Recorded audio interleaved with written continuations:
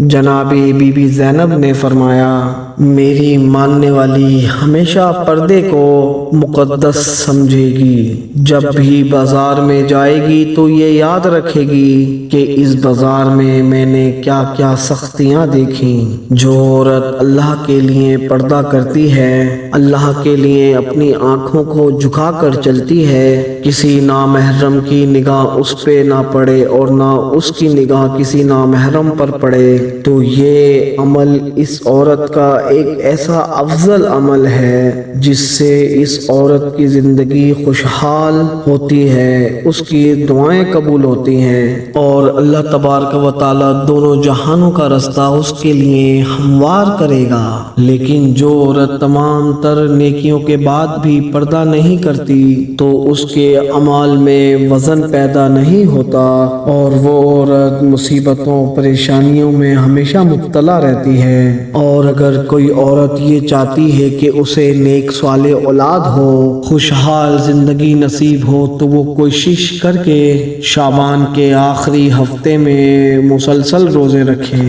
اور شعبان کے آخری ہفتے میں روزے رکھ کر اپنی کامیابی نیک صالح اولاد کے لیے دعا مانگے۔ اللہ تبارک و تعالی کبھی بھی وہ دعا رد نہیں کرے گا۔